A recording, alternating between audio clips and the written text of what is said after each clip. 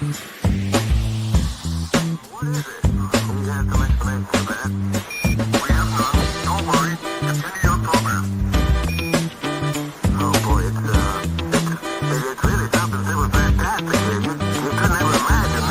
to Planet Pluto.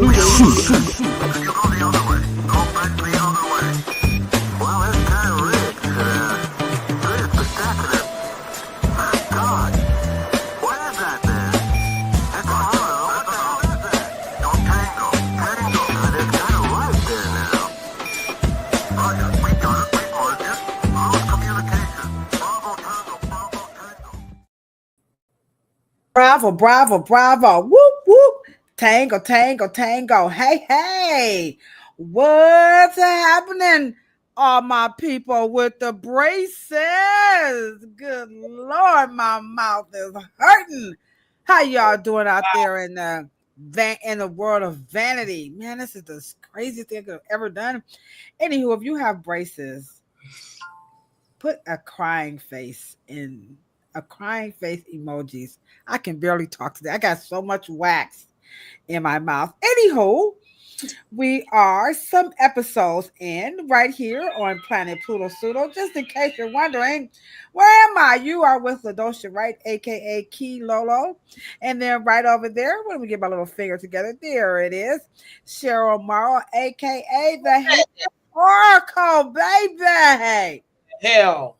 Baby, it's going down. Well, it's going down. It's happening tonight, y'all. This is y'all know. I know what you guys are gonna say. Ladosha, you said about every episode is your favorite episode. I'm telling y'all because we're getting down with these episodes. That's what we're doing. But tonight we got 96 episodes in right here on Planet Pluto Pseudo, and this particular podcast is about hair salons, a dying tradition. What the French toast and bologna sandwich? I don't know. What is going on with black hair salons and hair salons in general, by the way? It is not just black-owned hair salons, but because us is labeled as black. Right. Black hair salons, okay?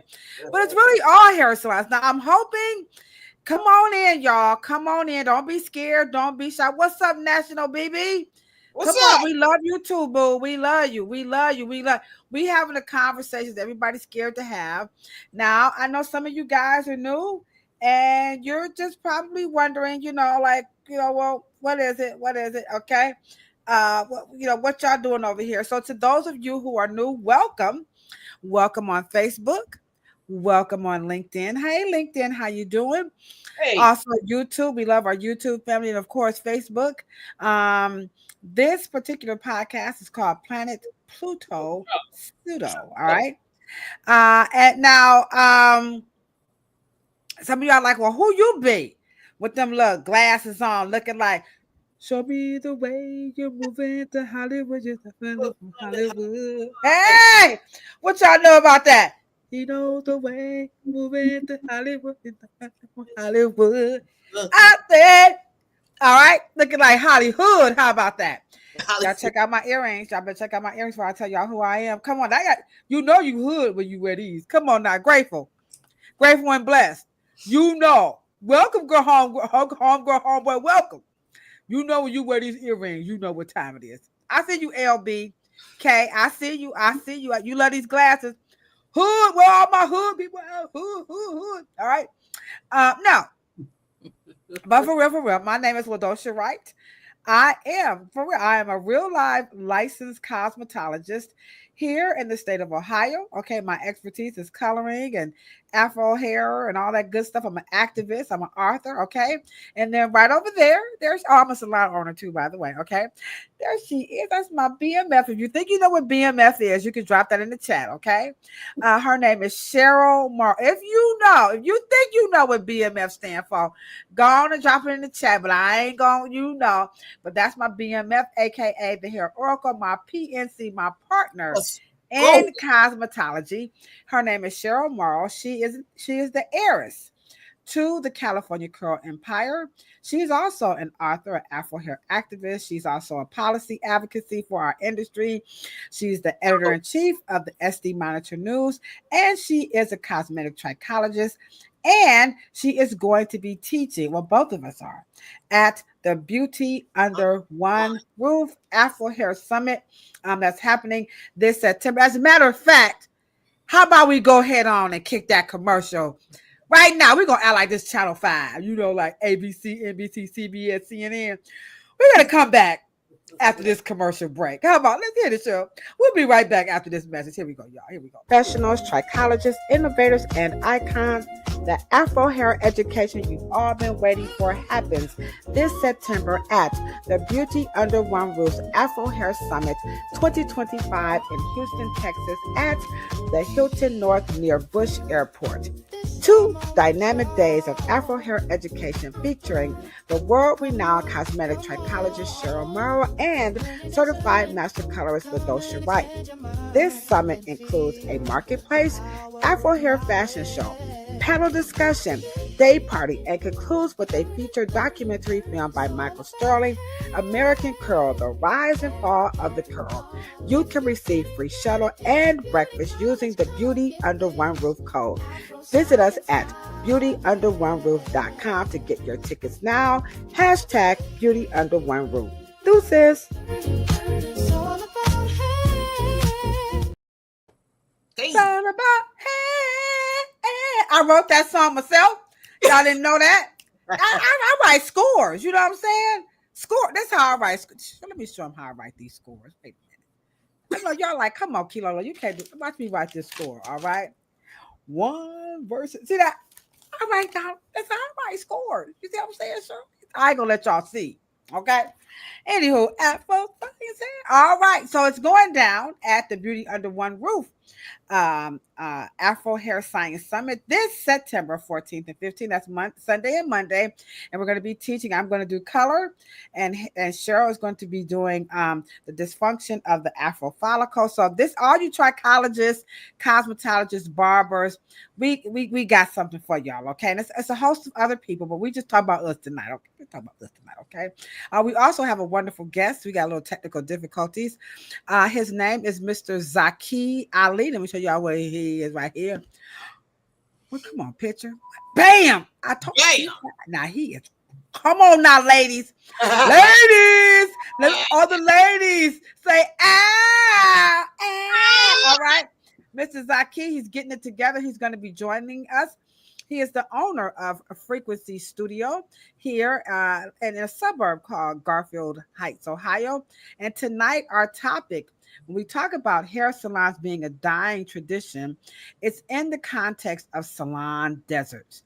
We need to know what the French toast and bologna sandwich is happening in America with these hair salons, particularly black hair salons. Something is going on, and I can't seem to figure it out. Okay. And if you think you know what's going on, then let me know. Y'all say these glasses are the bomb. Y'all see how they kind of glisten? Y'all see that? When I come around, you see they bling bling. Okay, like Ladosha, do you know any other songs that are not hood? I do. Don't go changing, trying to please me. You know? Okay, what's your favorite version of that song? I like the Barry Manilow version. I'm just saying. I mean, no, what's his name? Not Barry Manilow. Who sang? No, wasn't it Barry Manilow? Who sang it? Barry, was it? Who was it? Barry White. No, but somebody sang it before. Oh, they remade it. Billy Joel. Billy Joel. I knew it was somebody white. See, sure, like disco. So, anywho, I like the white era. Nothing against, it's just some white songs you just like. That's my era. It's just some white people just do it better. Okay, all right. Like, can I just get one more white guy back in? Peter Frampton. Oh my god. Oh my god. Oh my. If you black, you my age. All right, you almost 60, and you don't know who Peter Frampton is. Get off this podcast. I'm just kidding. I want you. Come on, Cheryl. To show me the way. Hey, every day. You know that mouthpiece that Roger Troutman? Do. He was doing that. He was doing the mouthpiece before Roger Troutman. But seriously, guys. Oh, do it maybe at the same time, but I know what you're talking about. Yeah, that little mouthpiece. Wah, wah, wah, wah, wah. The talking. Wah, wah, wah, wah, wah. You have to love if you man Peter Frampton, Leif Garrett. Yeah. That was the hot boys. Shoot, Peter Frampton can get the business. Come on, Kay. You don't want none. Y'all don't want none of that Peter Frampton.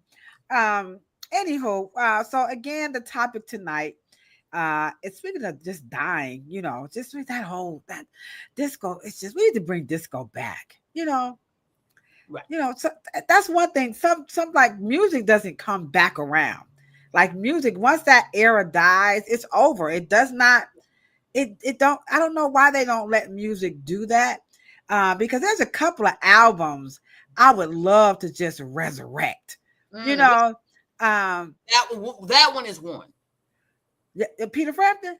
Oh my God. Anything OJ's. You could just resurrect anything OJ's.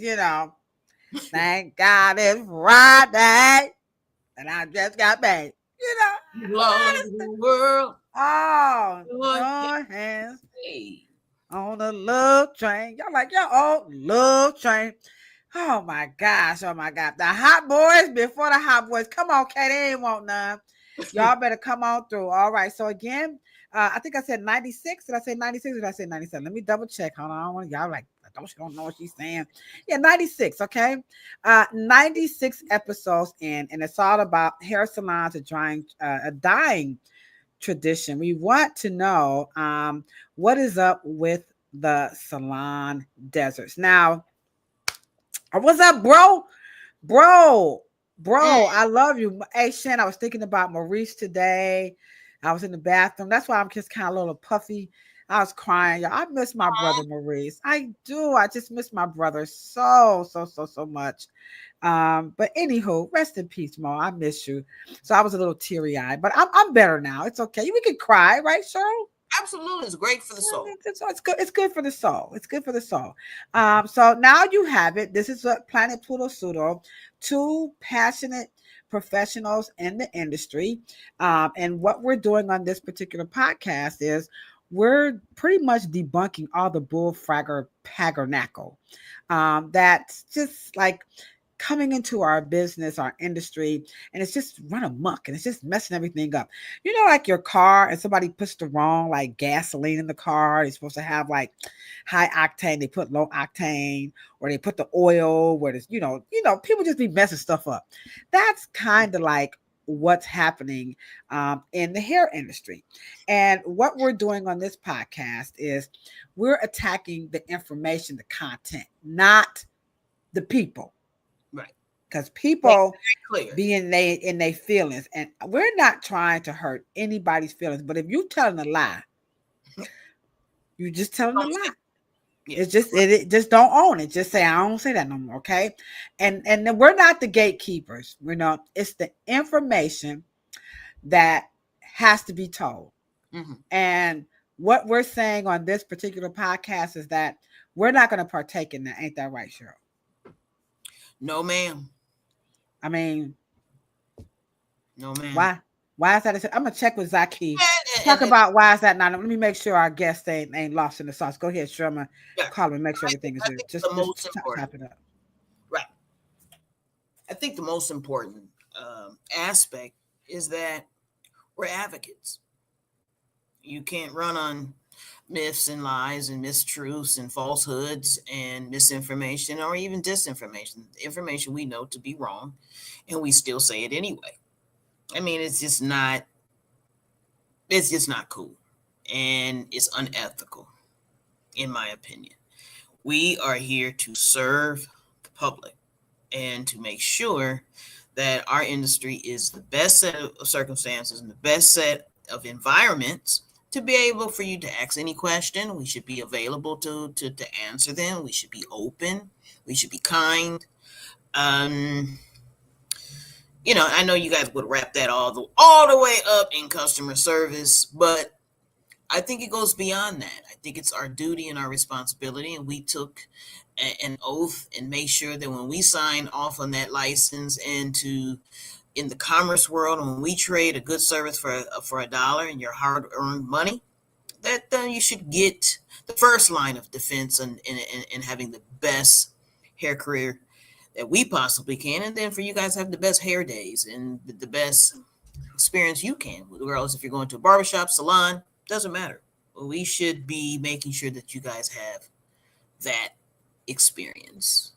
And so we are waiting for our guest. He is, I'm sure she'll will introduce him soon. But we came up with salon deserts because, first of all, the last labor, I mean, I haven't checked them in maybe about 2 or 3 or 4 years, but the last statistics, salons and barbershops is a really disposable income, number one choice of entrepreneurship in urban communities.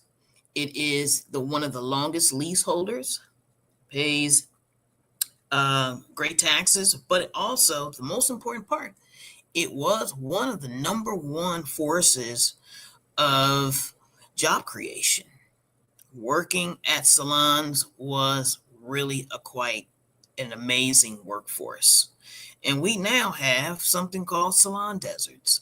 And of course, I don't know what Key Lolo gonna say, but I do know that she's probably gonna say it's because of the salon suites and customer service. I mean, there's many reasons, but I think it is definitely an indication of our economic problem that we don't want to see Black neighborhoods and Black communities without salons and barbers shops. It's just not a good look. It's for not. so many economic reasons. Right. Because the indication of the lack thereof is indicative of so much what is wrong with our community. Mm-hmm. Oh, sorry. I hit that in. Okay. All right. Yeah, I have feedback. Okay. How's it coming along?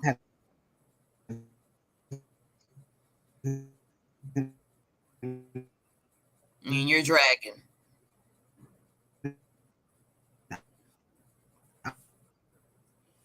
You're dragging, Kilo.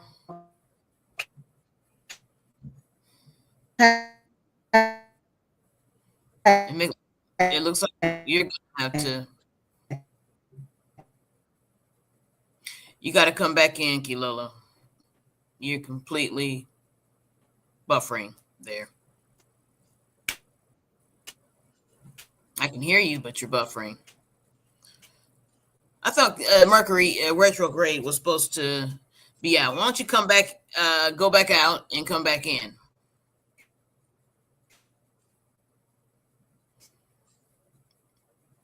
There you go. So, until the technical difficulties get ironed out, I want to set the stage of the difference between, and one of the reasons why we don't have as many barbershop deserts versus salon deserts, and why salons are more of a drag on our local and community economics is because salons tend to have higher price points, which is very important. Salons usually can go into the high 6-figure a year income. And so it is very important that we resurrect the salons. I don't think that it would be too difficult to do that, but I will say this: we need them back. And I don't know if you guys experience this in your city, but I know if it's happening in our community here, I think that we are down to maybe, I think we're down pretty much about 35%, and that is devastating. I don't know if you guys are, wherever you guys are, but I know it is equally as important, even though barbershops are still holding it down. but we have really got to talk about this. And so many factors. I'll wait till my guests come back in. What do we got? I don't get it. I know, right? She is coming back in. But I want you guys to, if you will, so you can follow the discussion, is try to count. I know I got a couple of salon owners waiting in the chat, but I'm sure if you know that if you can count the salons that have dwindled, just like within the a 5 mile radius, because they used to be much more heavier than almost churches, right? You would see a salon. I mean, they would be like completely next door, right? And so there she is. What you got? We're good. We're good. I don't know. The internet just went. I'm waiting for the spectrum to come, but anywho, I'm back in. So I know I jumped right in the middle. Where I was leaving off is that if we could, I know we had them back to back every in a 5 mile radius. I could count at least 30. Yeah, well, we don't see that anymore. I went live and posted that on my thing today. But we have a wonderful gentleman who's been around in Cleveland and in the industry for quite some time, and we're going to get ready to bring him in. And first of all, before we bring him in, we definitely want to thank all of you guys tonight and last week for working with us through our technical difficulties. We appreciate you all very, very, very, very much.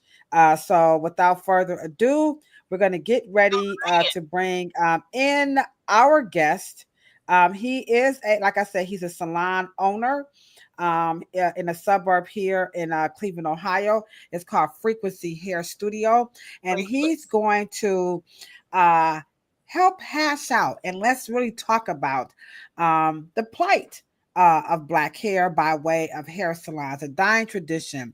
And we want to know what's going on with the hair salons. And it's not just Black hair salons, it's hair salons in general. We don't see a lot of them. So it's all about salon deserts and hair salons. Is it truly a dying tradition? So as we get ready to welcome Mr. Zakee Ali in, you know what we ask you guys to do. All right. So I'm going to put his picture up to get y'all ladies all like, hey. All right. So you're going to take your left hand, and then your right hand. Y'all know how we do it here. And you're going to put it together. And we want to give a nice warm welcome to one of Cleveland's preeminent hairstylists and salon owners, the one and only Mr. Zakee Ali. Come on, ladies and gentlemen, put your hands together. Here we go. Yeah, hands right there. Woo, woo, woo, woo, woo. All right, keep them clapping. Come on, y'all. Drop them hand clapping emojis in. Now we can see him. Okay. There we go. There you go. He looking good, y'all. That's real blackness, real chocolate right there. All right. Right. Black power. There it is. Black African power. That power. Absolutely. All right. Thank you so much. Welcome, Zakee. My pleasure to be here. Can y'all hear me okay? Absolutely. Oh, yes. So first of all, we thank you so very much for joining us. Again, we are 96 episodes in, and again, we're talking about hair salons, a dying tradition. Now, this conversation is a prelude to Cheryl and I's arrival. We're soon to be participating in the Beauty Under One Roof's Afro Hair Summit this summer in Houston, Texas. That's going to be Sunday and Monday, September 14th and 15th, and we're going to drop the commercial, and you guys will put the link and everything. So you guys, if you're interested in attending, because this particular platform, it is for licensed cosmetologists. And before we talk to Mr. Zakee about this topic and see how his day and everything is going, can we also give a big round of applause to our de facto producer, Miss Esther Jones? She is in the chat. Every time I see her pop in, we just lost him. He'll come back in. I like to, give her a shout out and some recognition because we have over 400,000 views. And I know for a fact, now I ain't even about to try to toot my own horn, but I am going to toot her horn because if it wasn't for Esther, watching us and just giving us some feedback, and that's what this podcast, this particular platform is about. We look like we know everything, especially with these little glasses on I got from the Patapsco flea market. Y'all better get down to Baltimore to that flea market, okay? But it was Esther who highly recommended that we invite people on to this platform to help give credence and credibility, to what we're trying to do. So Mr. Zakee is back in, so we're going to add him in. We all have technical difficulties. I think every time we try to add these, we all fight on the spectrum tonight. Yeah, it's the spectrum. We used to have good old fat Time Warner come on back and quit playing. Right. Come on, Ted. You and Jane finding the split up and everything. We ain't had no internet every day. Lord have mercy. Jesus. I know. I'm putting all this business out. Hey, Ted, how you doing, Mr. Warner? Okay. But anywho, yeah, Weekay. Oh, we see you in the chat, Weekay. Our virtual co-host, Weekay, is in the chat asking everybody, please do not forget to hit the thumbs up and the like button because tonight is going down. And Zakee, you ain't necessarily an OG, you know. It depends on who you're talking to. He's still a new jack. It was crazy. I appreciate that introduction, but I'm a student. You know that. I'm a student. That's what I said. He's still like a little tenderoni, you know what I'm saying? Okay. So anyhow, tell us a little bit about, I'm going to read your bio, but before I do all that fancy stuff, how was your day? I know you got your salon opening up. And by the way, we have been pumping it up. Everybody knows that the Fête du Jour is going down the last Sunday of this month at Frequency Hair Studio. There it is. So you're going to be opening up a brand new hair salon. So tell us a little bit about yourself, Frequency Hair Studio. And I'm going to read your bio as we get into this topic about hair salons. Is it a dying tradition? So tell us about your new hair salon, what you got going on, so everybody can what's the address? Get our hair did. Well, I'll be as brief as I can possibly be. I started out as the neighborhood barber. I used to have a house full of people cutting hair in the living room, getting my mother very upset. I wanted to go to barber school, and back in the 90s, you couldn't, they didn't do grants and loans and all that. You had to come up with $8,000 or something like that, and I could never come up with it. So I know you know Mr. Wright, so I would give him $1,500, and then next year I need to go get my deposit back, and then the next year give him another $1,500, and next year go get it back. So my godmother was the cosmetology teacher at Shaw High School, Miss Williams, Sheila Williams, and she told me, she said, you can cut hair up on the cosmetology license. And back then I was younger. The whole stigma about men doing hair, I didn't understand it. So I was like, nah, I'm not doing that. And she popped me upside my head and got me together. And I went and I fell in love with it. I went to the Cut Beauty School. Mr. Rest Underwood. in peace, Mr. Underwood. His son, Scrap. His two sons did here. Both of his sons, yes. He put me up under his wing, and I fell in love with it. And I had Mr. Underwood on speed dial. We talked 2 or 3 times a week. As you know, I'm also an audio guy. So I used to play sets for him and stuff like that. So I fell in love with it, and I came out of school. I started working at Stefano Company Salon. As they say, I cut my teeth, with him. If you haven't worked at Stefano Salon in Cleveland, you're probably not a real hairstylist, because that's where I met Mr. Zakee. So we both were there at Stefano's. Stefano is the man. He is the man in Cleveland. Use my language. I don't know if I can say that. Yes, you can. He'll pick you up and get you together. And I was there for about 4.5 years, and I stepped out. And when I stepped out, because when I came, I heard Miss Morrow talking. Did I get your name right, Morrow? Yes. I heard you talking about salons and is it a dying thing? When I stepped out, I had heard about salon studios, but they wasn't popular in Cleveland yet. They was popping down south, so I kind of looked into it, and I was scared to death to move out, into a salon studio, but I did, and my reason for doing it, not being afraid to do it, was because I didn't. You remember that excited that live atmosphere, that stuff kept going. It was a lot of noise. It was a lot of music. It was a lot of talking. It was a lot of laughing. I'm not that guy. I'm more laid back. I'm chill. So I thought because of that, I couldn't do it. But I was actually looking at CNN one night, and they had a story on salon studios and how they were becoming more and more popular. And somebody had said how this client actually appreciated the fact that this stylist had created this real relaxed environment. And I said, I know I can do that. I know how to create a chill environment. So I stepped out on faith, and 10 years later, I was still there. My clientele had grew, and I was doing pretty okay. So now I moved into a bigger space. Studio was 210 square feet. Now I got roughly 1,200 square feet, but it's still a studio. Okay. Yeah, it's still a studio. I don't want to load it up with chairs. Mm-hmm. I want to keep an intimate, private type situation, but I'm also building my recording studio in the same space. I am going to be looking for a nail tech, and I may put another here and there for, traveling stylists, people to come in town and need a nice private place to work at. I may do that, but that's pretty much my history. All right, that's a beautiful history. That is a beautiful. And how is your beautiful, beautiful wife? His wife is. If you think he cool, his wife is. She just. They like, you know what I'm saying. His wife is like, ooh to the beat. How's your beautiful wife? I'm such a blessed person. It's ridiculous. Yes, she is absolutely wonderful. Okay, so now we have a little backdrop about Mr. Zakee. Now, in case you guys just, kind of chimed in, I see you, Yate. Don't forget, check out our homegirl, Real Roots. Now, remember, this is the official headquarters for our industry to know who's who and what's what.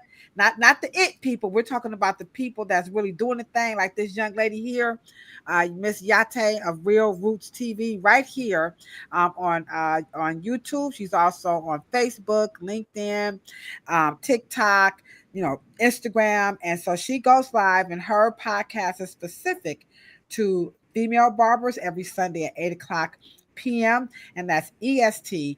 And I make sure Shirley and I, we jump on. And when I tell you Yate gets down, she's dedicated to the female barber. So please make sure you check. I don't really think, I'm not trying to toot Yate's own horn or her horn. Okay.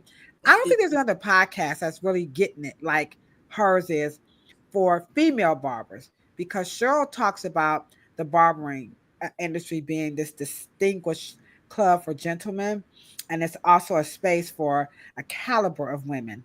And so Yate definitely reflects and represents that caliber of women, just like distinguished men in the barbering industry. So if you're leveling up your career as a barber or just in the industry as well, because her information is pertinent to all of us, nail techs, everybody, you can learn from her YouTube channel. Is growing. I highly recommend it. Okay. And that's not a shameless plug. That's a proud truth. It's a proud fact. Okay. So let me, he gave you a little bit about himself, his new salon, Frequency Hair Studio. But Mr. Latif, our promoter, sent over a bio, and I want to share it with you guys. It's not very long, but it's detail oriented because we want you guys to know the quality of people who are on the show. And again, our topic is about hair salons, a dying tradition. And this is a little brief bio about Mr. Zakee. He is the owner of Frequency Hair Studio, and it's located in Cleveland Heights, Ohio. And so for over 2 decades, he has sculpted confidence and transformed beauty as an advanced hairstylist, mastering the intricate balance between natural textures and chemically treated to perfection. His hands are his instruments of precision, all through years of expertise in diverse cutting techniques that caters to every unique vision, not hair, guys, Vision. See, everybody does this a little bit different. He's not focusing so much on the texture, but what is your goal? How do you see this and how he can interpret it and guide you through that process? Okay. Beyond technical mastery, Zakee elevates the experience with unwavering top tier service, which you talked about that, treating each client not as a canvas, but as a collaborator in their own reinvention. And that's because every visit is a new visit. He gets it. These ain't no, oh, what we gonna do this time? No, you're gonna get reinvented. This Right. dedication has cemented his legacy as a pillar of the hair community, and he is a pillar, a respected stylist whose craft speaks in volume, and a visionary businessman who leads with integrity. I'm telling you, when you walk into a room and Mr. Zakee is there, everybody be like, oh, Right.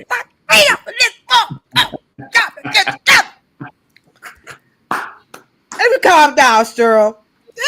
Yet, his greatest masterpiece extends beyond the salon as a devoted husband and father.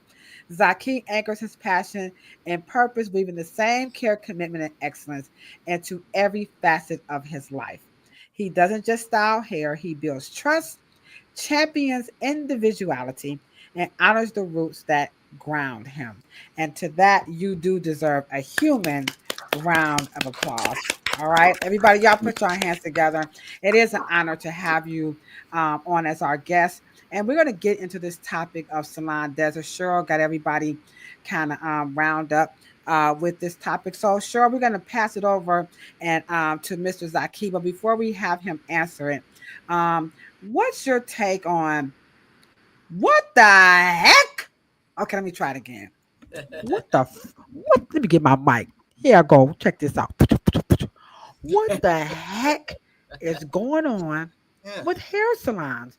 They're shrinking. So you give me your opinion and what's happening with now. We're not knocking sweets. We're talking about the salon business. Now I do have some videos we're going to talk about to help kind of get it juicy. But Cheryl, what do you think is happening with hair salons? And then Mr. Zakee, they used to be everywhere, right? But we don't see that much anymore. So what is happening? What's going on? You go first, then Mrs. Zakee, you go next. In the chat, come on, we want to hear from y'all. What the French toast and bologna sandwich is going on with these hair salons? Where they're going? Cheryl, you go first. Wow. Well, let me take a stab at it. I truly believe that black hair care, as we remember it, 50s, 60s, 70s, and 80s, 90s, right? I think we understand that black hair care as an industry infrastructure is wired through the salon. And so it's wired in reverse as well. And so when you have that ecosystem broken by the surge of what we call the lone entrepreneur, and then you do have natural hair care that kind of licensing is all the training that you need and all the leadership that you need. And so the industry is kind of rogue. And so when you don't have that wiring, and let me just say this, let's just be clear. I do believe that the salon is a place for top professionalism. So you went there for your top color. You went there for your top chemical services. You went there for your precision haircuts. You went there for that tip top. And I think that somewhere in the industrial infrastructure of black hair care kind of got diluted. And, All right. and so once the industry, and it's a marriage. And I think All right. there is a great divorce there. All right. So Cheryl says somehow, What say you? says, somehow, some way it got diluted. Before you give your take, Mr. Zakee, we got some people in the chat now. Mrs. Zakee, they come on here ready. I just want to let you know this podcast be off the Richter scale, okay? These folks are real unadulterated. They don't mess around, okay? So Kay says black women have more options to do their hair at home. They like y'all hairstylists. We can do this ourselves, okay? Kilo is not all that. Okay, Real Root says it seems like everyone is just simply moving into suites. Okay, Okay, your turn, Mrs. Zakee. What the French toast and bologna sandwich is going on? Where are these black hair salons going? And it's not just black, but you know we black people, so y'all know how that is. Okay, okay. So what do you think is happening? What's happening with these hair salons? I'm gonna do my best not to be long-winded. Okay. No, this is your. We need. It can't just be me and Cheryl, because that's what the problem is. They say Dosha and Cheryl think no, y'all gonna hear from somebody else tonight. So don't be long-winded. Come on. This is how I was introduced to the salon. Like I said, I was a barber. I was cutting hair at my house. I had a studio and a barber chair in my house. My brother used to sell. He was the guy that came in the salon with the duffel bags full of burgers and all that. My brother Muhammad. I don't know if you remember him or not. Mm-hmm. And I would ride around with him, and I would help him carry bags in and out. And I remember going into these huge salons. You know, I remember walking in, seeing Blue. I remember walking in, seeing these people. And I was, 14, 15 years old. I was a young guy, carrying his bags for him. And as weird as it sounds, I got addicted to that smell.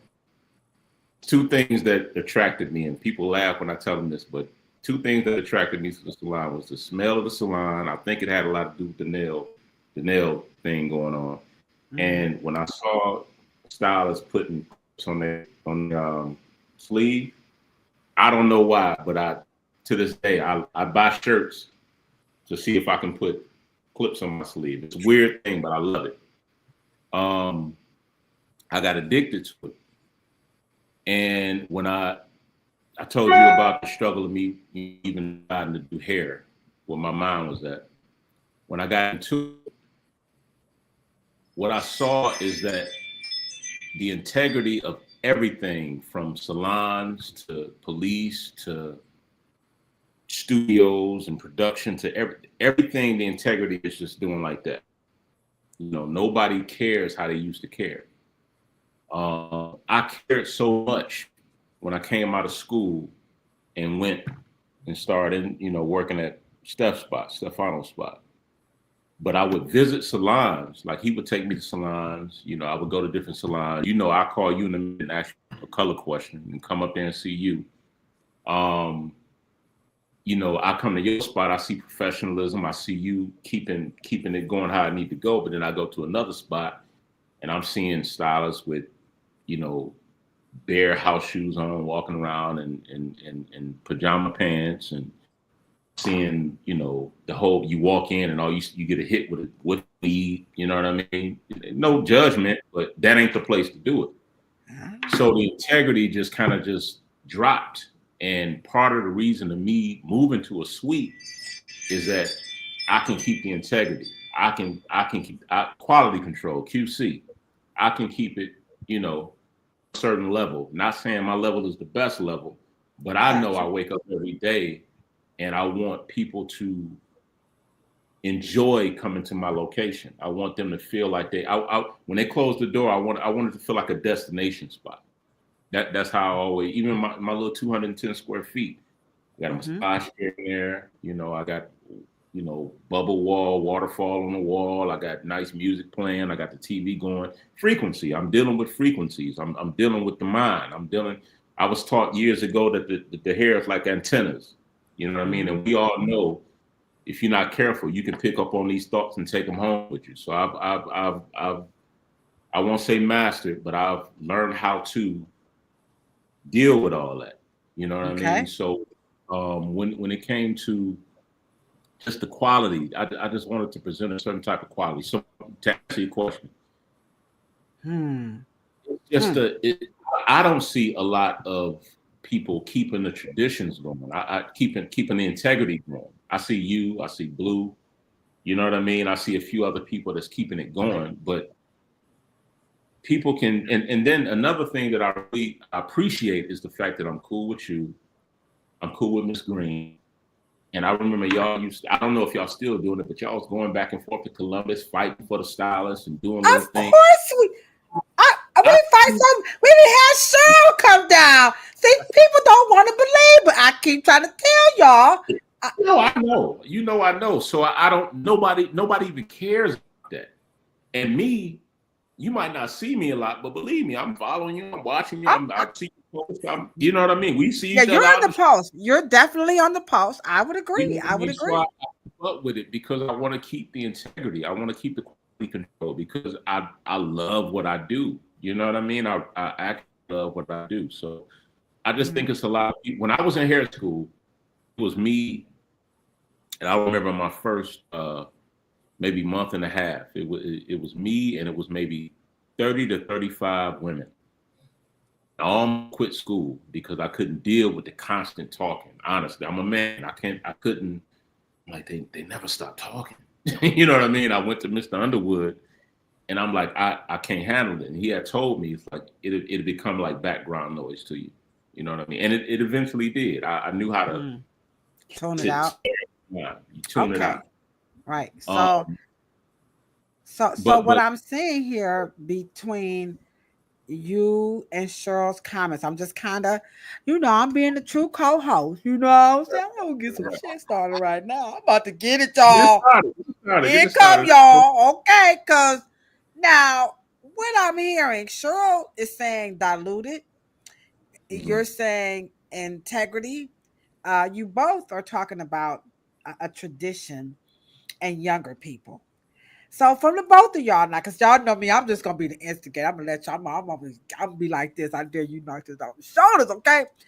So if the younger people, is it the younger people, the older people? Like who is responsible for something being diluted or not seeing it half full, half empty, whatever?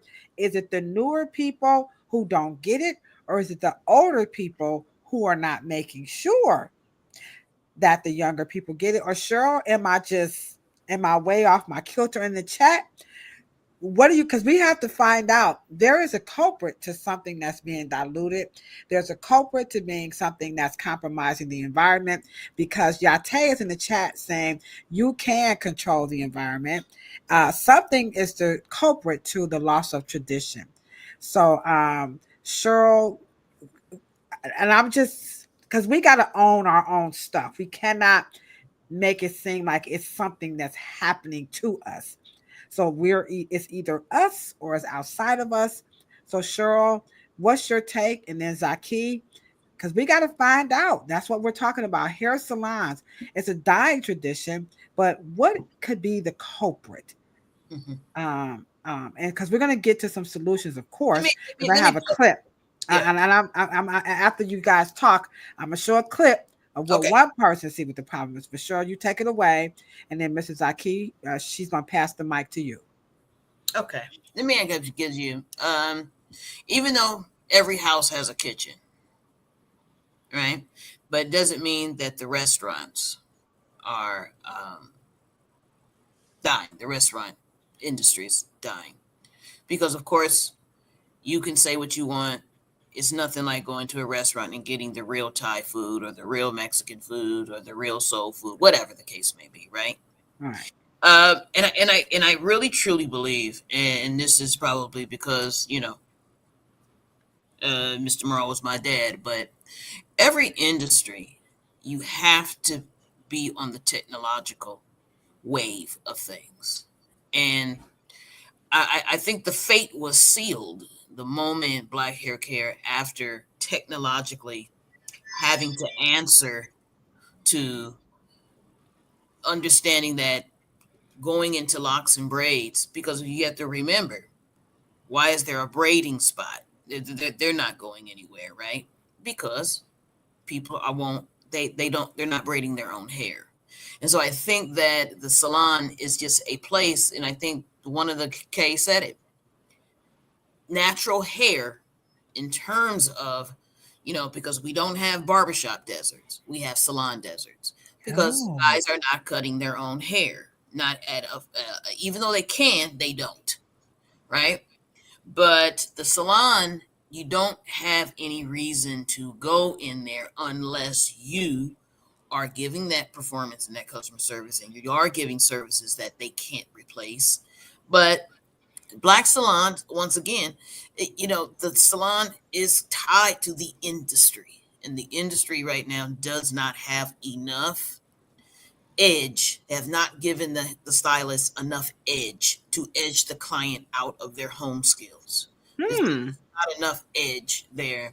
And if there were a resurgence of other treatments, there was a resurgence of other advanced, safer chemical alternatives, and they could not get these things at home, and they couldn't do themselves, you would see a resurgence again, in my opinion. All right. Okay. So she's got technology, she's got experience, and then of course the industry just has no edge. It's not offering anything. So people are like, I could do that shit at home. What the hell? I don't need you, Kilolo. And even if they don't want to, they still, because then it becomes price sensitive.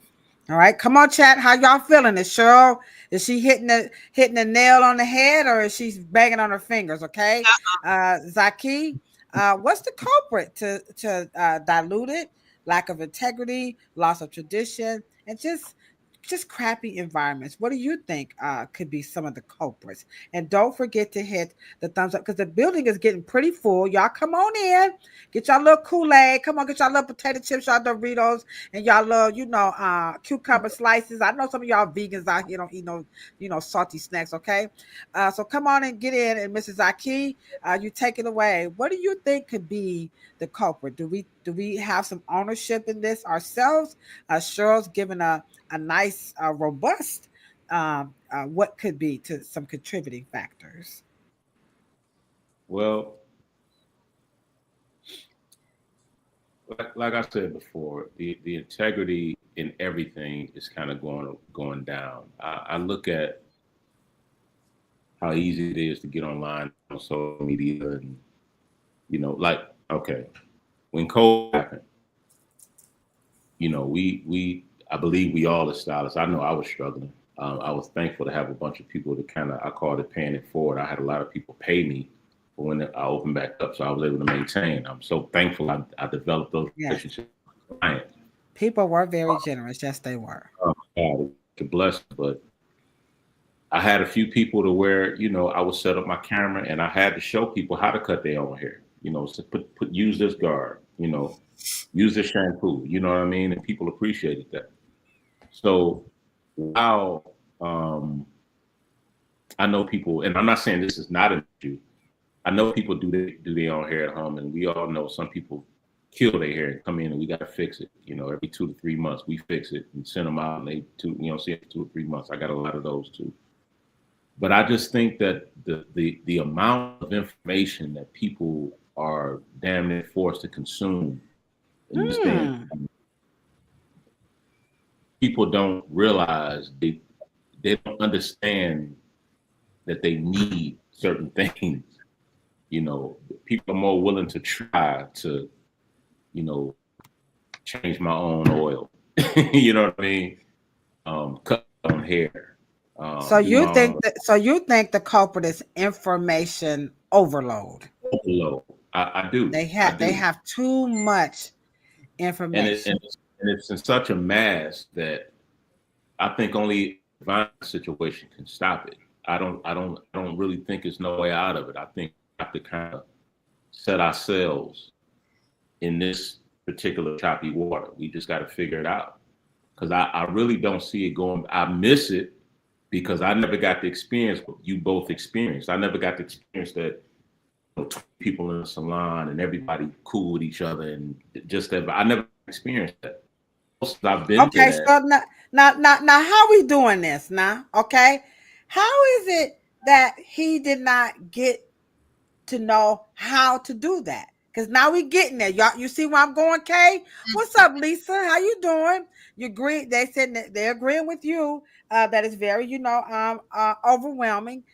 So how are we getting it that the newer stylists, they just don't know how to create that synergistic blend of what you and I had the experience? Because now we're getting into the culprit. Are you and I guilty or lazy or whatever you want to call it of not making sure that the Zakees and the future Zakees of the world get what we got? Our salon owners and managers, are we being selfish and not paying it forward, or What are we doing? I'm going to stick to that I would probably, let me go back to about 1980, 89, 1994. Oh, that's when I was born, 89. Come on now. Whatever. Look at Mrs. Zakee. Whatever. But you think about, I was doing services.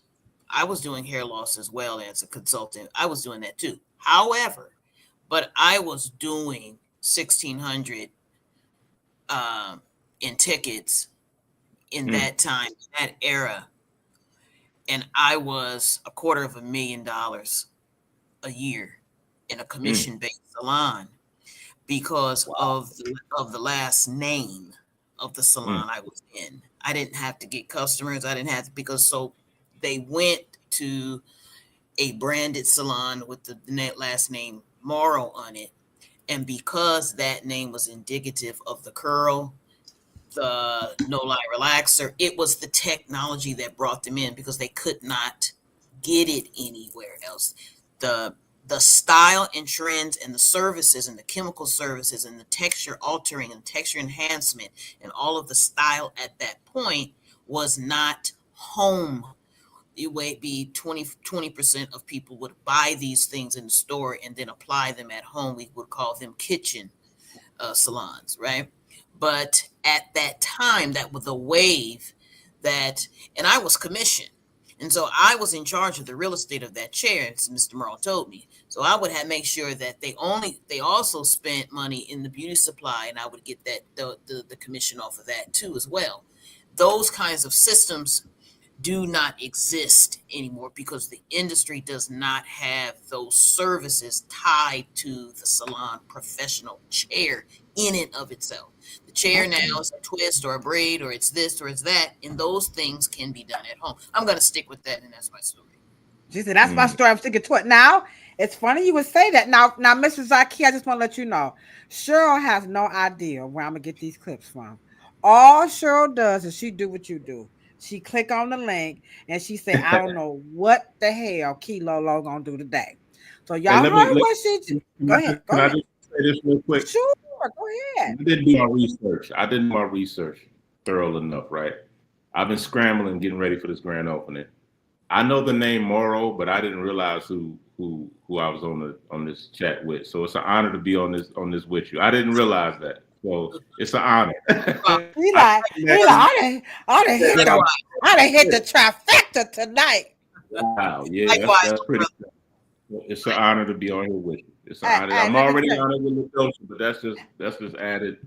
Hey, Mrs. Zakee, every time I hang up the phone, I'll be like this. I can't believe I just hung up. Right. I would do the same thing. And then I mean, y'all just don't understand. Y'all, if y'all work in the industry, you know what? As a matter of fact, before I show this clip, if you are a hairstylist, can you drop who do you admire in the industry? Like, who inspired you? As a matter of fact, so we're going to do that. We're going to find out who the people are. Who inspired you in your line of work? Now, it may not be somebody famous. We don't care about that. We want to see their names be venerated right now. So drop who you truly admire. Because I'm telling you right now, when I met Olive Benson and Dr. Willie Morrow, I was like, Lord, I'd have been to heaven. I'd have seen my eyes to see the glory of the coming of the Lord. Because ain't nothing like meeting the people and being alongside. So Mrs. Zakee, I know exactly what you are saying. So anywho, that was a small digression. But Cheryl has no idea of what I'm going to show. Now, mind you, she just said they could do these twisted stuff at home, right? It's something about that technology that's lacking, all right? So here's a clip that says, well, on the contrary, Cheryl, I don't think they understand how to do that either. So let's hear what she has to say about the problem of not even understanding Afro hair. Here we go. Don't come for me, but I think it's about time that Black salons learn how to work with Black hair.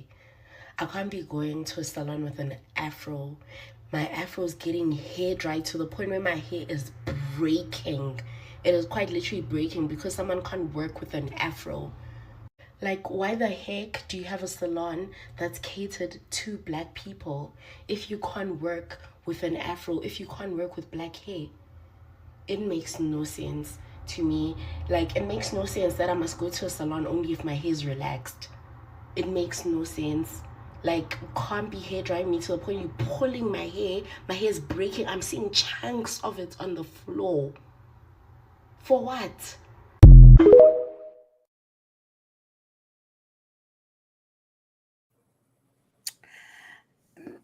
Now, I would like to think she was exaggerating with the chunks of hair on the floor, but as they say, stranger things have occurred. Okay. So you're saying that, again, lack of technology experience, the industry has no edge. But now you're hearing people saying it don't matter because hairstylists don't even know how to work with Afro hair in its own natural state. So, Mr. Zakee, I'm gonna flip it on you this time. You're gonna go first. Do you believe that the beauty industry is ready? Do they truly understand Afro? Is what she said. Afro hair. Because that's what the problem is. Y'all don't understand this Afro. If it ain't relaxed or straightened, y'all see an Afro, y'all, I got to charge extra. A hairstylist ain't touched a relaxed hair unless you do that and they your clients. But an average person ain't touched no relaxed hair in 20 years. But she said they don't understand her Afro hair. So go ahead, Mrs. Zakee, take it away. They said they don't know how to do it no kind of way. Well, and what is doing Afro hair? Don't forget, add that too now. What that means? Come on, let's get saucy. I have to go back to again. I came out of school. You remember they had the kinky curly straight. Y'all had the thing, and I sat there. I was the only student that came from my school. We were supposed to get together. Like 15 students said they was gonna come with me, and I showed up, and I was the only one that showed up. So, but it was a blessing because it was me and a bunch of professional seasoned stylists, and I was able to pick all their brains, right? Yeah. I immediately went to Stefano's spot, and what Steph would do,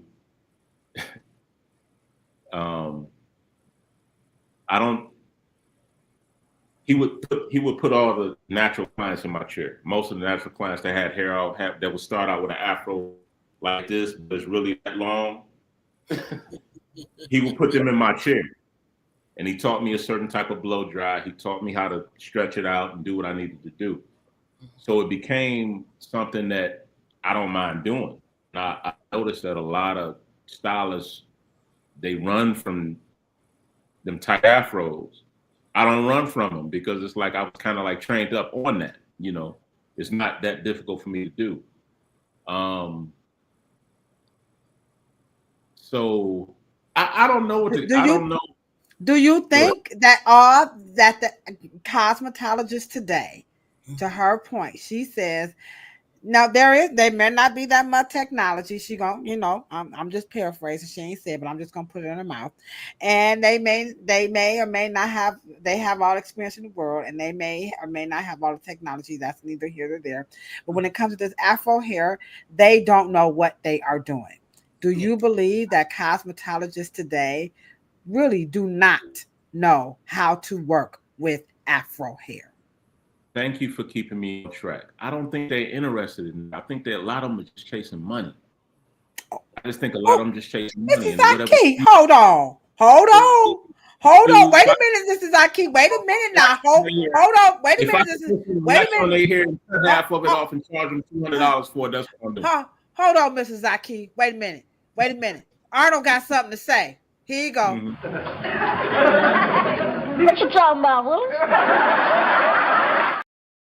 Now, I want to make one disclaimer,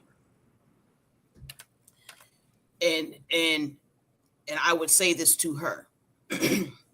Now, Yate and barbers is not who she's talking to, because you guys know how to work with Afro hair.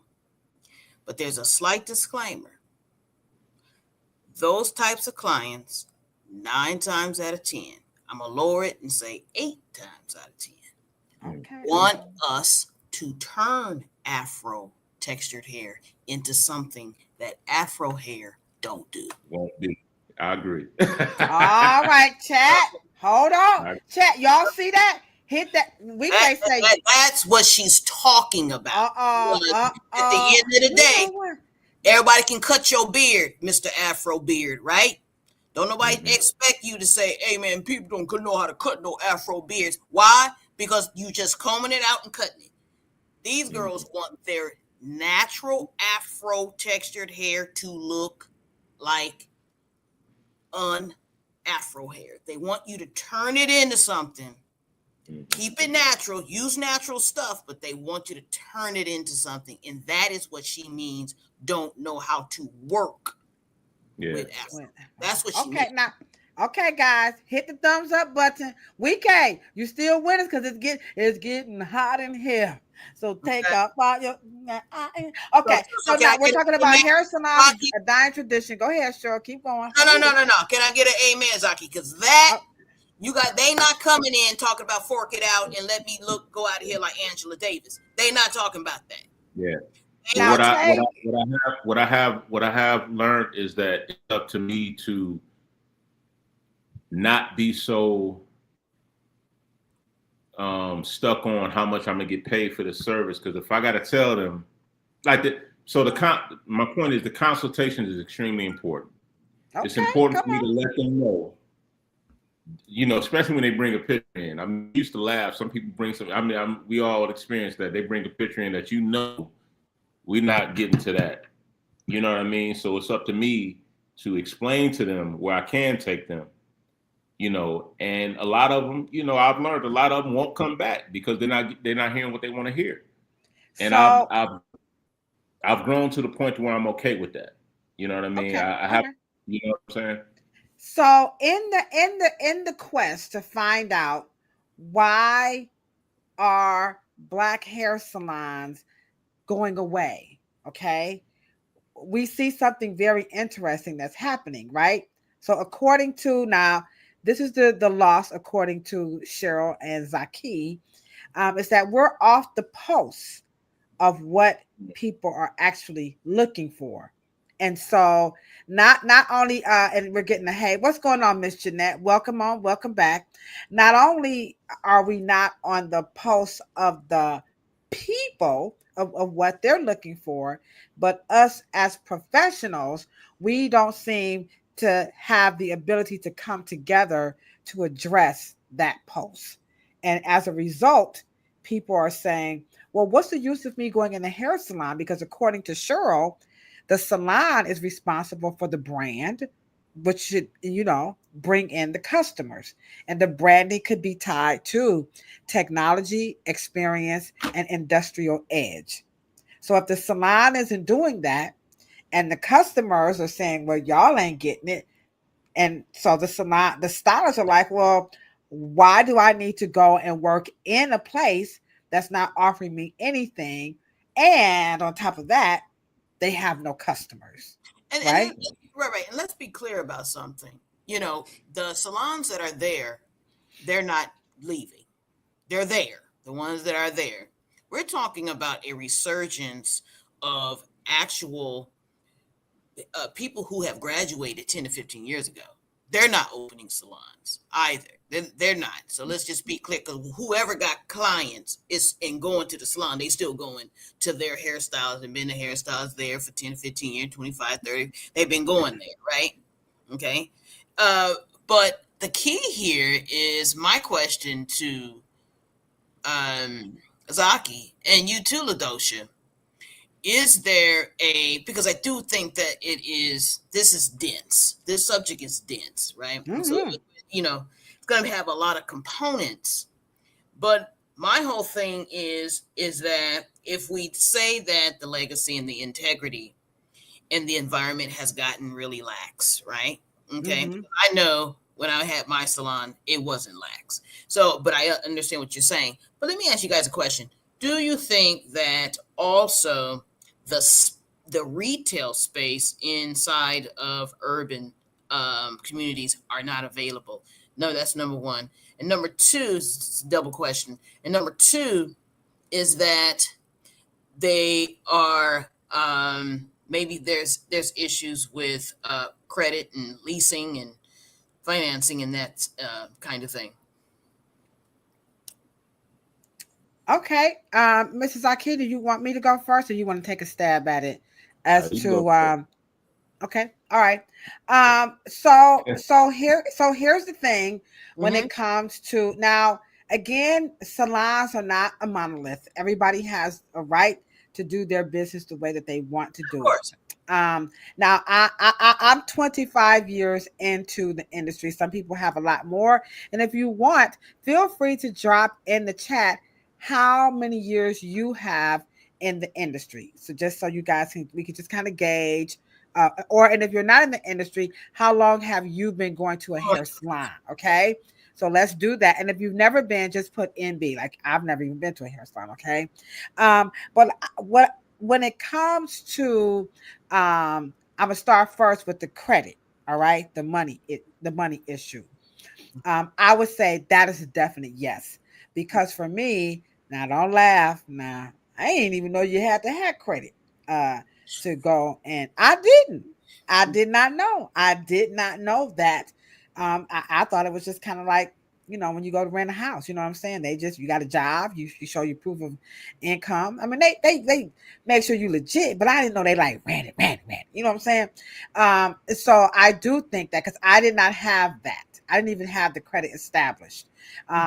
I didn't know anything about like loans and all this, that, and the third. So I do think a lot of people may not be aware of what's needed. So I do think that could definitely be an issue.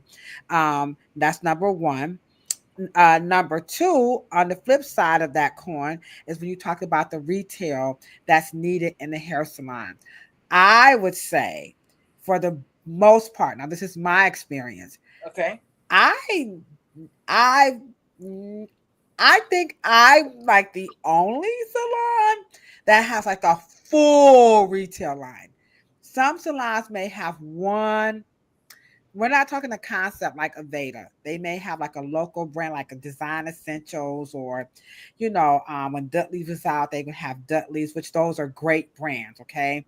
Mm-hmm. But just a full supply, like with combs, brushes, a high end, affordable end, and a low end. I just didn't see it. Now, for me, when I went to cosmetology school, you had to know how to sell retail. You had to do it. So when I went to work in the black salon, I'm like, well, y'all ain't got no retail? Like y'all sending the money out the door? So I was shocked that the black salons had no, like y'all not even selling a comb? Like y'all sending everybody to the beauty supply store? Because my experience was the white salons used the retail to help pay the actual bills. Like you need retail to help pay this overhead, which is expensive. You know what I'm saying? You can't just rely on human labor to pay for this salon. So that's all I know. So when I see hair salons with no retail, my first thought is, how can you pay your taxes? How do you pay all these bills with just a hairstyle? I know if I didn't have retail, I probably would fold.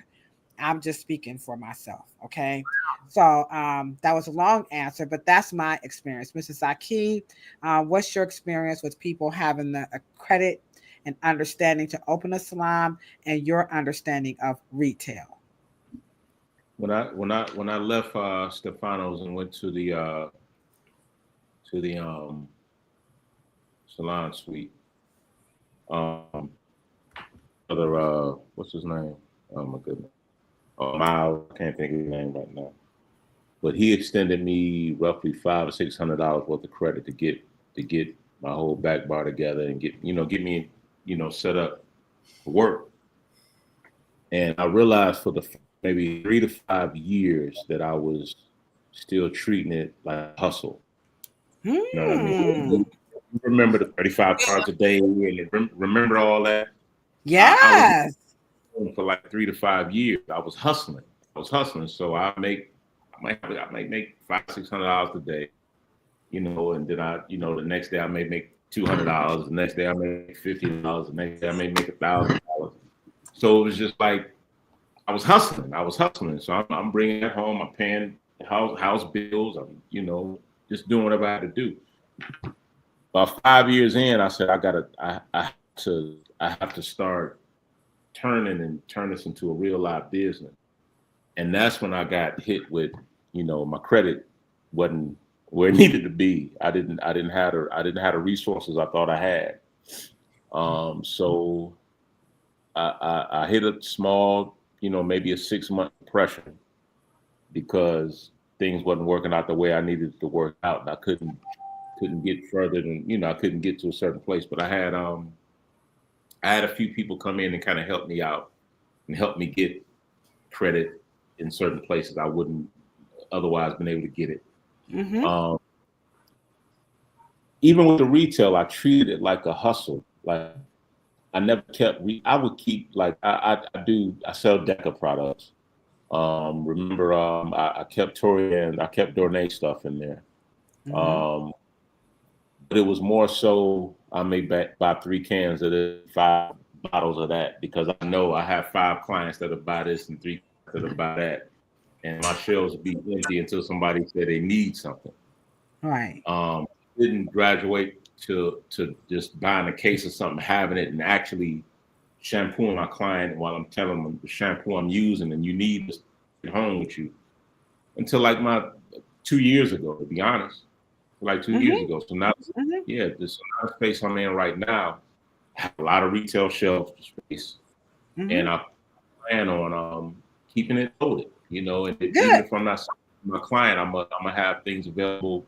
Get a website. Things like that. Just every year I'm just trying to turn it up a little bit. Right. So, got you. Yeah. Where you at? And again, everybody, now is a good time to take a few moments out. We're gonna digress and come back and answer. Grateful and Blessed 013 has a question that says, I love it what y'all saying, but she's got a burning question. So before we answer her question, WK is in the chat asking everybody to take just a brief moment, and Cheryl's going to show you what you need to do to help change the narrative about hair salons, a dying tradition. Show them what they need to do right now, Cheryl. Now,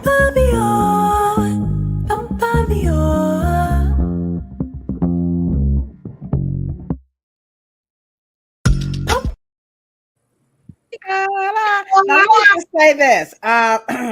I would like to thank every single person who has hit the thumbs up button. We've been doing this podcast now for about almost 2 solid years, maybe a little over 2 years or up to 2 years.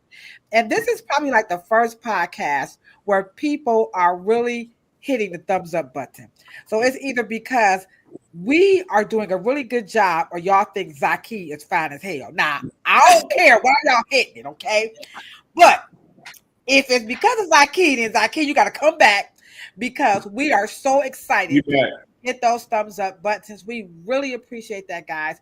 We have over 400,000 views, and you have no idea of what that means to us in our industry as we take the bold move to have the courage to have a discussion about hair salons, a dying tradition, and we're trying to make sure that we keep it revitalized. And Mr. Zakee and I just answered Cheryl's question about the credit that's needed, what we think, what has been our experience, and then also the importance of retail. So we're going to digress right quick, because we do have a burning question in the chat, and the Grateful and Blessed 013, which thank you so very much, says, right quick, Cheryl, can you answer a question about which is better, lie or no lie? So we typically do this on the dumbest shit that people say about black hair, but tonight for you, we're going to make sure we get your questions answered. So Cheryl, can you help her out? Because she's got, I hate to take y'all. It's okay, Grateful. We glad you're here. So Cheryl, which one, in your opinion, is better, lie or no lie? Wow. We're just gonna digress, y'all, right quick. We gotta get this, because she said, right. Okay. If you want a little more fullness, and depending on the texture you want, and by the way, hydroxide is the chemical that they call lie and no lie. There's really no such thing. However, if you really want to leave a little more cuticle on the hair strand, I would do no lie. Okay. Because the base is calcium. If you want a very slick and sleek, go with the sodium, which is lye. Okay. All right. All right, grateful. We hope that has answered your question, and I would agree. Would you like to add anything else to that, Mr. Zakee, that she just really wanted to know? Because I agree with Cheryl. The no lie has the casing in it, so it doesn't get as sleek. But if you want it really smooth, then you want to go with the lie. Did you want to add anything else to her about relaxer? The relaxer. I want to add this. Again, I'm grateful to be on here with both of y'all because that's actually, and again, like I said in the beginning, I'm a student. That's actually something I know, but I forgot. I ain't thought about in so long. Mm-hmm. You know what I mean? Okay. So it's pretty, it's pretty cool to be on here and it's like, oh yeah, she's right. I forgot about that. Yeah, right. Yeah. So we concur as professionals, and so you can feel free. You can relax. You're not going to get cancer. Okay. Okay. Right. All right. So yeah, if you don't want it too straight, you go with the no lie. If you want it smoother, use the lie because technically they're the same thing. Okay. All right. And Mrs. Zakee says, oh, yeah, I forgot about that. That is true. All right. And she says, thank you so much. She appreciates that. Okay. And do y'all feel like a woman can have, okay. One last one. Here she goes, Cheryl. We got you, baby. We're going to get back to the topic. One last one. And what about people with long hair? Cheryl, can they do the relaxers as well? If the long hair is long hair, I'm sorry. Just clarify the question as we go along. Okay. But just clarify the question. I don't like answering questions that is there something about the long hair? If you want to, do you have some concerns about? I mean, in general, it doesn't matter how long or short, but if there's something you can give Cheryl some more information about that long hair, she can answer that a little bit more for you. All right. And then again, I'm just going to put this up here. That don't forget to hit that thumbs up button. Okay, we appreciate that. All right. Okay, so let's keep on. Let's move on with the topic of hair salons and the Diane Bree. We got one more clip before we get Mr. Zakee up out of here.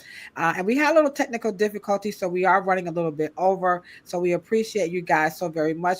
But here's the clip, and this one is on a young lady who's giving her 2 cents about black. Let me say it again. Black hair salons. Here we go, guys. Get ready. I just hate that black women have lost beauty shop culture, but black men have not lost the barbershop. Now, I don't want them to lose the barbershop. I just feel like, why did we lose black salon culture? I hate the salon suites. I really do. I think they're the worst thing that happened to the black beauty industry because it's ruined like the community of the beauty shop, the accountability. You know what I mean? Because people used to be able to see you treating your client bad and be like, oh, I'm not going there. Now we got to go on TikTok. I don't know. I just feel like I just wish we still had the beauty salons like how the men have their barbershops still. Like my husband still go to the barbershops. They still be cutting up over there and you got the old man telling stories. You got the little kids running around. You got the kids grooming. Like they still got that vibe, that community in the barbershop. And I'm just like, wait, why do we not have that still? That's kind of annoying. Why did we do that? I don't know. What do you think? All right. Now, I just want to say, as a salon owner, it is so much fun when we sing songs together. We go down, because in my salon, we got like a little white, you know how it is, Cheryl. And it's a little white, it's tile, but the floor, it looks like a Soul Train line. And when I tell you, baby, we get down that Soul Train line. When the men come in with the purses, they come in with the hot tamales. It is something about that salon culture, them kids, them baby kids, and that stylist that be doing the wrong thing. We all be looking like, let me help you out because we're a team. So we're really, and the customers are always like, I can't believe you just came over here and corrected her. We're like, well, we're a team. We can do that. We had that situation today. The lady said, well, the stylist was calling me like she was ready for me and she's still doing somebody here. And I said, but I'm ready for you. I'm going to be assisting her today. She says, Fix your back. We got your back. right. And she was like, I didn't know that you. And I said, yes, I help out too. Because that's what we do. So the salon culture, it is like thebomb.com. Okay. So So that means Cheryl, that the ones that are there, been there, will be there. There's not a new resurgence. And I think that that's where the gap is. But go ahead. Ask your question. okay. So now we want to know, why do the barbers get to stay around and have the old men and keep the culture, and the salons doesn't? And can you both, in your own opinion, what is a salon culture? Um, Zakee, you're the man of the hour. So can you help? Now, this podcast is for licensed professionals, and we do have young people who are watching. Sometimes they don't mention it. So, hey, how y'all New Jacks doing? That's what Stefano's calling New Jacks. Okay, and they need to know, what is salon culture. So, in your opinion, what is salon culture? And then Cheryl, define salon culture, and both you must answer why is it important, because we're trying to keep salons around. Okay, so Zakee, what is salon culture in your opinion, and why is it important to have a salon culture? Okay, so again, I apologize if I'm a little long-winded, but That's okay. Remember, you saw me when I came into this game, and I think it was roughly 12 years ago, something like that. I don't remember the exact year, but I'm still, I'm new. Y'all talking about the 80s, like I was not doing hair in the 80s. You know what I mean? So what I was exposed to was, it was like a party. Like I would go into these places, it was like a party, and everybody liked each other. Everybody was getting money together. Everybody was happy, and I was just a little kid, just blown back by this environment. And I'm telling you, the smell. I was addicted to that smell. Like it's crazy when I think about it. I was addicted to that smell and the damn clips on the sleeve. But I'm coming from a different place, because while I work with, the Stefano, I learned so much and I saw so much, and I wanted to be a certain way. I learned what to do, but with all due respect, I learned a lot of what not to do. Of course. That's what it's all about. And as you help people understand, what salon culture is about, that is part of the process. So everybody, if you're in a salon, please just listen very closely to what Mr. Zakee is about to explain to you about salon culture. Keep going. You're doing a great job. I learned a lot of what not to do. And what I set out to do was to create an environment to where I can bring people in, men and women, because I found myself in a unique space. I can cut hair and I can do hair. I'm a barber and I'm a hairstylist. So I got a lot of men clients. I got a lot of women clients. I got families that come in. I got the man, the husband, wife, and the son come in. I do everybody's hair that day. And they love you. It's like we all family. Let me say, I went to a seminar some years ago, and I was on this journey, on this self-help journey. I was listening to a lot of Tony Robbins around that time, and he had said something about the higher you get up in, tax brackets, people tend to think that people get foul and rude. He said people become more and more like family. You get up into the hundreds of millions and all that. Them people look like family. They're not doing business with everybody. So when I was dealing with you and dealing with stuff that's where my mind was at. I was trying to just create family, because I want to be there. And I went to the seminar, and it was me again and a bunch of seasoned stylists. And I remember this guy came from Akron, and he was talking about basically how shrewd you be with your clients. And I had on my drive there, I was listening to a Tony Robbins tape. So I raised my hand. Again, I'm this student, I'm this new guy. And I raised my hand because he had just talked about how you need to be so firm, you need to be this and that with these clients. And I raised my hand in this room full of stop to say, well, what about being like family, treating your clients like family? And I got the FAM out my mouth, and I just slow swoon of booze just came over the crowd, like, nah, dude. And it shut me down. I'm like, it didn't stop me. The thing was, I see where y'all at in the next 5 years. I know what I want to be. Like, I want people to come in and love me and I love them. You know, I'm realistic. I'm not naive, but I want family. I want people that enjoy my services, enjoy paying me, enjoy what I do, and enjoy bringing people to me and all that kind of thing. So then I got off track, Ladosha. No, you're fine. That's the culture. The culture for you is a culture of family, okay? And you explain why it's important. Yes, you did. You got it. I wanted to create an environment to where people come like a destination spot. They feel like they went somewhere, and when they leave, they can't wait to come back. You know what I mean? And I don't know if I'm aiding in, and I'm being honest, I don't know if I'm helping destroy the salon culture. That's not what I want to do.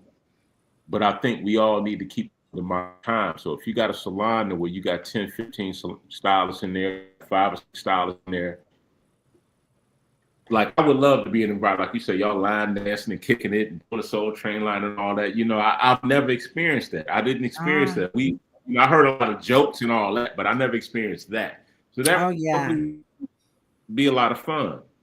But yeah, it's a lot. When Cheryl came to Cleveland, she made a point to point out the salon culture that she observed in our salon. So that was a great answer. No, you were dead on that of family and why you felt it was important, because it's about love and it's about an experience. And it was you saw some of what you learned from some things that you saw and was like, well, maybe I'll do something different. And that's what this platform is about, is to help everybody understand what they can do and the infinite potential in their career. So you definitely hit the nail on the head. Cheryl, your take as we wrap it up, because we're trying to help explain hair salons and a dying tradition, and you and Mrs. Zakee have done a wonderful job. But now we need to talk about this culture. What is it, in your opinion, and why is it important for salons to have that culture that the young lady talked about in the clip? Just right quick, just, you know, I know she's making an observation about barbershops, but folks get shot in barbershops too. I mean, they got their issues too. But, and once again, that is not the culture and historic, importance. But I will add that the salon culture is a little different, because that's a female den. Barbershop is a male den, right? The female den, when you talk about a man he's getting away to relax, and unless they're talking about something and it's about something. In salon, you have is a female den, and they're talking to you, with you, okay? And you don't talk about, you don't connect a barber as your therapist, even though I've heard female barbers say they get the same kind of reaction and that people open up to them. And so I don't think men, that's part of that culture. I think they group and collectively talk to each other. But the salon, being a female kind of centric energy, you are expected to be more of a listener and things of that nature. And that could also be part of the undoing, because of course, when the generation is different and the industry is obviously different, there is not an expectation, or there is not a high performance to do a lot of talking. I know we've had, when we were doing a student podcast maybe several months ago, people say they don't like to talk. They don't want to talk. And me and Ladosha had to say, that there you will learn, and that you'll get better at it. But I do believe that there is a apprentice level that's missing once they leave school. And I think that if they could be walked into the salon culture of interacting, yeah, you will be that middle therapist, and you have to ask about their day. And if you're not a talker, there's just a lot of I believe that, of course, the disjointedness. But go ahead.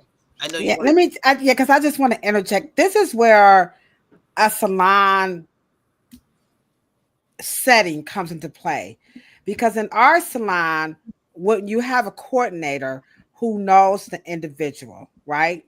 Mhm. And so I am definitely the ghetto chatty Cathy in the salon. I'll just give you the personalities. We have Tay, who will not talk to a strand of hair or nothing. She just ain't gonna talk.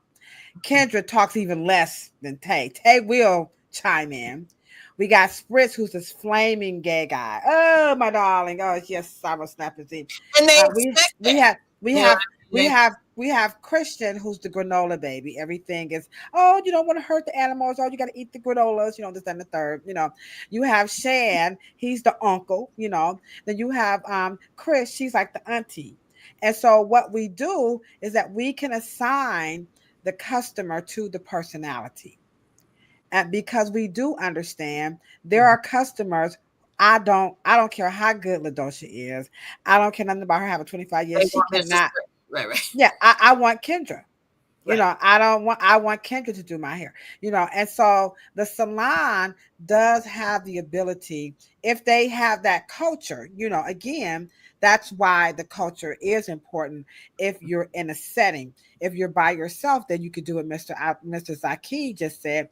You can define it, and you can set the tone, and you can stick to it, and your reason, your why, like he said, is for love, and then you get the experience, and the money just comes with it. Notice he You didn't still have say. adjustments. I'm everybody you just described except Spritz. I'm Uh-huh. not the flag gay guy, but I'm pretty much every other I you got you. know you know what I mean. And you have to be that. You know what I'm saying? Mm-hmm. Like, and it broke me out of I wasn't a talker. You know Right. what I mean? I would sit there with my head down and make sure I'm not grabbing too much hair and straightening it out, and I'm looking at every strand, and taking me 10 minutes to comb somebody out, and that stuff coming. I'm like, man, it's coming out. So it's I had to become all those people, and it took some years for me to understand how to pull that out of me. I How to won't be a say how to, chameleon. Right. yeah, how to be that And let me ask person. you guys, and let me ask you guys too, if you really understand what the girl in the video was really saying, in a barbershop, you still have a Sigma and an alpha male. And those are Mm. you, your own owners, or your or the older guy is a man of influence. And so you do have a pecking order in there. And then when the salon gets in there too, and it's a female centric den, right? You do have your Sigma and alpha female. And and of course that particular alpha female is who they meet, the salon coordinator. You got an appointment, you got they're coordinating things. And then the Sigma is the one who has to keep the peace and is going to keep everything kind of nice and breezy, which is Ladosha, right?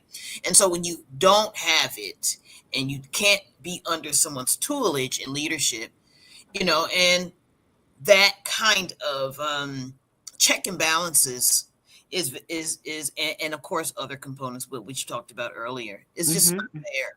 Right. It's not there. I think as we wrap this discussion up, which this has been extremely robust, when we talk about hair salons, is it a dying tradition? Are we actually losing it? Clearly, we can see, and I think Zakee did a wonderful job in letting us know the customization Mhm. uh, and tied to the experience. Mhm. When we don't have those two things, we we see the collapse. We can definitely point to things like gentrification. We can definitely, point to things like Cheryl talked about credit as an issue. And Mr. Zakee and I, we see this podcast. You ain't gonna get this no other place. We give it to y'all straight up 100 rugged and raw. Okay, he ain't had no good credit. I ain't had no good credit. You got to pay Uncle Sam. We all in this together, y'all. Uncle Sugar. Figure it out. Figure it out. We got to do this, right? But we have to keep in mind that the salon itself has a bigger purpose than just doing hair. And I think when you talked about the experience, because we're sending people back out into the community to coexist. And what we do know, and Yate, you can let me know, and Cheryl, if I'm being just a little bit, you know what I'm saying? But that is our job, is that we're responsible for sending people out into the community to coexist. And if we mess up in those hair salons, we might be letting off some loose cannons. So our role in the salon is really, really, really important. And my third clip, I hope I didn't take it off. Oh, shoot, I did. Dang, nabbits. Oh, well, okay. I was going to show my other clip, but I accidentally deleted it. I don't want to go back through and find it. But it was really about the clip that we did last week with the children, in Garden Valley, just so you guys can understand the importance of our role, beyond the chair. We're not just here, to do some hair. We're here to serve, to be an extension, of the community. And that's what it was. We got one more question right quick. Before we go, this is sure what she wanted to say. The reason why she asked about the length, because she wanted to know which relaxer would keep that hair, the longer hair, from breaking. Would it be the lie or no lie? That's why she asked. And so you're dealing with harsh. So I'm assuming your hair is longer than 6 inches. That's probably, and because length is important. I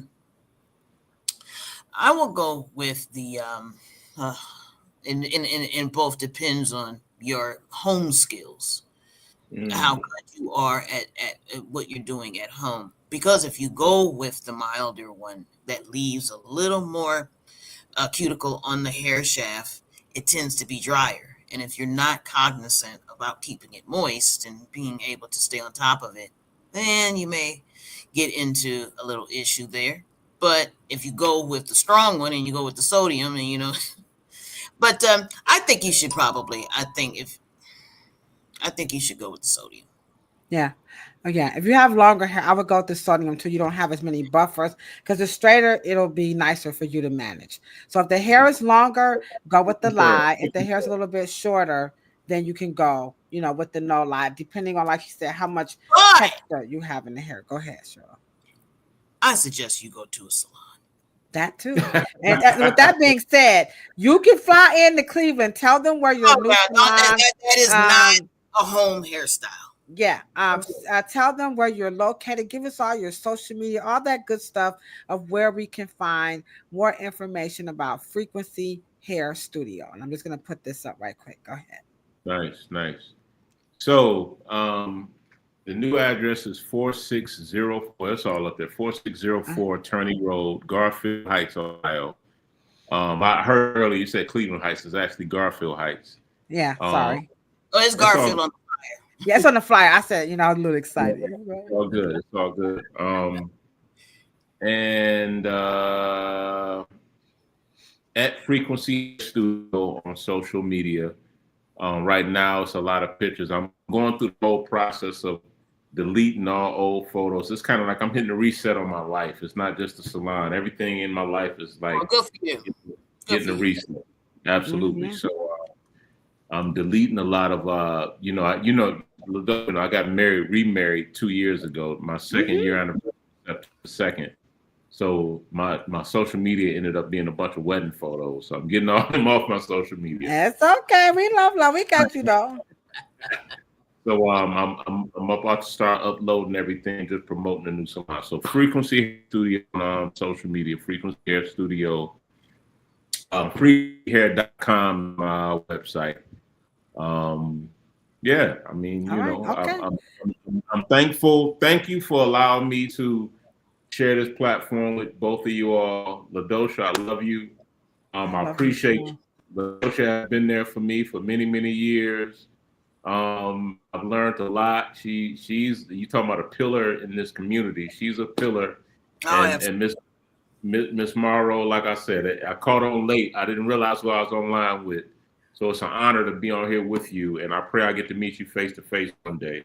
It'll be a super day grand opening. I'm assuming you out of town. I'm kind of like, I don't know what's going on with that. Yeah, she's in sunny San Diego, but we ain't gonna hate. Oh, you ain't coming to Cleveland in that 3 weeks, but my heart is with you, and I believe in you, and it's definitely proud to share this industry with you. Yes, I appreciate you so much. Yes. So much. And to all the wonderful people who stayed on with us every Monday and Thursday. Y'all just don't know how much we appreciate you guys. I kicked it off last week by saying, as you guys can see by the type of people that we're bringing on, we know that something is definitely going on in our industry, but it is with wonderful people like Zakee Ali and so many others that we're able to show another side of the professional side of the beauty industry in its various capacities that we are certainly here for you.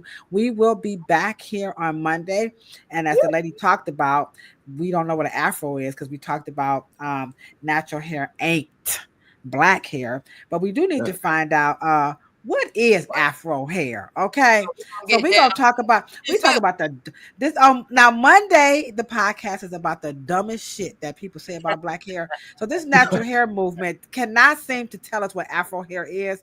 So Cheryl is gonna make sure we understand what the French toast is. Afro hair. We're gonna clear that up so we can set the record straight. Then we come back next Thursday because it's all about beauty under one roof. I'm going to tell you guys what you can look for from my class about the dosha tones in Houston, Texas. That's coming up. All right. And then again, that's in September. And so we're going to talk about that. I'm going to give you a little bit of background so about myself and hair coloring. So if you are a licensed professional, you're going to be in the Houston, Texas area, H-Town. Okay. Franklin Beauty School. What's up? How you doing out there? Okay.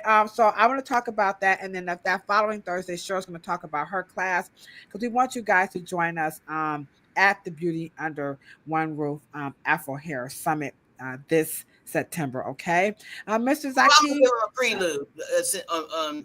Well, not on Monday. Yeah, I got the following week, next week. Then you'll do the last one. Okay, so we're gonna get you guys ready. So you're gonna give me that. I made my own. Y'all see, y'all like my little bootleg. Sure, be like, don't you? Why you be my son? He hates my graphics. He like, would you get out of Canva? I'm like this. Whatever. My son hates Canva. She gonna steal the can't stand Canva. He hates it. Like, get out of Canva. I'm like, your mother. I love Canva. I use Canva. Let me get Mrs. Zakee around him. Sure, them be all with the real stuff. Listen here, we hairstylists. We ain't no damn graphic designer. Let me give it up for Canva. Hold on, where's that? Canva's in the house. Let me use Canva. Give yourself a big round of applause. By the way, we don't work for Canva. Wait a minute. And when did it start? When was it Canva? It's Canva. At Canva, see, I don't even know Canva. Canva, excuse me. Canva. I just said that because she said it, but I normally say Canva. Canva, okay, Canva. Come on now. Excuse me. Excuse me. Colleague. All right, okay. Somebody said Adobe. See, now y'all clowning on us, but that's okay. That's okay. Y'all trying to show off. Look at her. Look at this. Here you go. Adobe has a free app and making stuff. All right, you guys. I'm gonna try it. So let's see what my son got to say about that because he uses Adobe. Mr. Zakee, Real Roots. She's a barber out of. Is it North Carolina? South Carolina. She says, congratulations on that. Right quick, guys. Don't forget on Sunday, September the 6th, it's World Afro Day in Cleveland, and you can win a free Rev Air. So check this out. Hold on, guys. One more commercial. Do you have more hair care products in the beauty supply store and are still frustrated with your Afro hair? What about them styling tools? Too many and taking all day to do it. Oh yeah, that comb out. I know it hurt like heck, and you got all that hair in the sink, thinking your hair falling out. Don't worry, we understand your frustration. So mark your calendars, set your reminders, and tell all your Afro hair peeps to attend World Afro Day Cleveland on Saturday, September the 6th, between 1 to 3 p.m. at the Community Garden Center on 36th and Central in Cleveland, Ohio. Oh, yeah, we got some free Afro hair care tips, demonstrations, poetry, spoken word, music, line dancing, giveaways, and yep, that chance to win a free Rev Air via Cleveland's biggest Afro contest. Register for this highly anticipated event on Eventbrite at World Afro Day Cleveland, and we can't wait to see your Afro and your face in the place. Hashtag World Afro Day Cleveland. Woo! Booyah! Time to give it. That's how it gets down. Remember, what you call it, Esther, our de facto producer, is in the chat saying, don't forget about your civic responsibility. That's what we do in the beauty industry. We love to give back. So you talking about, I can't afford the Rev Air and my Afro hair tips. Come on, and we're going to show y'all the hairstylists. We know Afro hair. This event is free. It's for the whole family. And then, of course, if you're in Cleveland the last Sunday of the month, come on and meet Mr. Zakee in person at the Industry Fête du Jour. That's French for day party. Okay, DJ Danny is going to be on the ones and twos. Special guest Davey is going to be in there singing to us. Free food, some complimentary beverages. We're going to have a wonderful time opening up Frequency Hair Studio with Mr. Zakee and his wonderful wife. Your son going to be in the house. Your children going to be up there and they're going to be hanging out with us. I'm going to have little Zach at the door. You know, my oldest son is like 6'8", so he's going to be at the door. I was going down. Also, don't you know, but what's that? It's a family affair.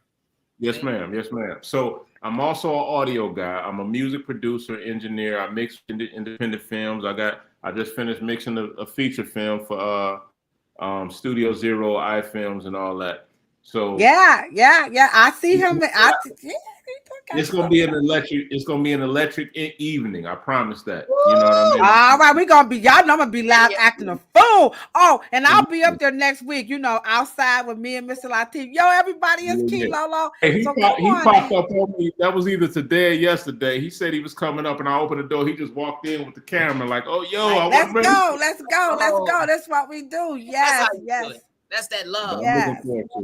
I'm looking forward all to it. right, Thank and you. she says her clients love Reverend. Yes, we will definitely be there. So y'all get ready for the last Sunday of the month at Frequency Hair Studio with Mr. Zakee. Thank you so very much. Is there any closing thoughts that you want to say about hair salons being a dying tradition, or just some words of motivation or encouragement to anyone who's looking to opening up a loft or a hair salon? I just want to say, if you love it, do it. I'll be 52 in October 21st. I'll be 52. It's crazy how fast time flies. Every day I do a little bit towards what I love to do, a little bit towards my goal, and it's to the point to where now all I know is to just wake up and do what I love to do.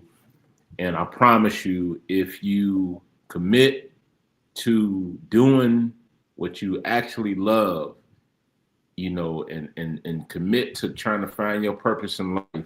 I can't say my purpose in life is hair, my purpose in life is music or whatever.